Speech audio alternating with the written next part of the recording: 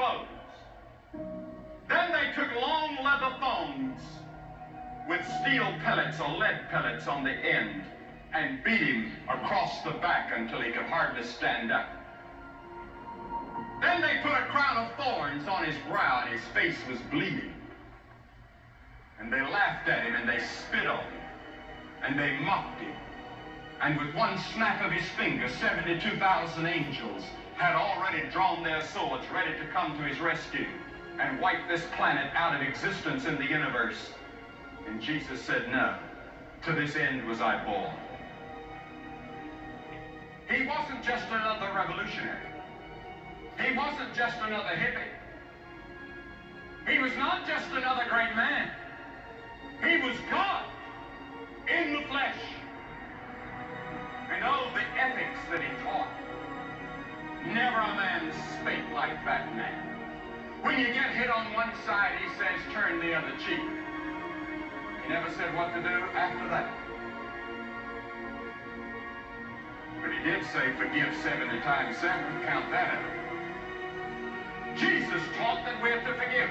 He taught a revolution in the way we're to live. He taught us that it wasn't just our outward actions that God judges, but it's the inward thoughts and intents. And he dragged and lifted and hauled that cross.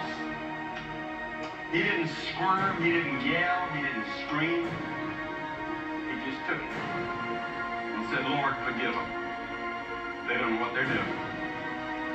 When he died on that cross, they nailed him, they put the nails in his hands. And you know what he said? Forgive them, they know not what they do. Forgive them. Could you forgive somebody that's putting nails in your hands and you know you didn't deserve it? Then look at the death he died. Did ever a man die like Jesus? The lightning flashed and the thunder rolled and the earth began to shake.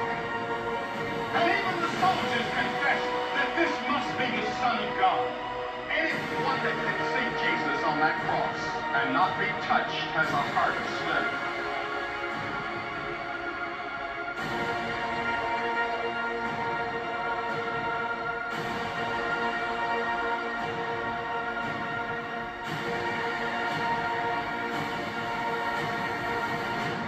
And then, on the cross, he said, my God, why hast thou forsaken me? And then he dropped his head and said, it's finished. What did he mean?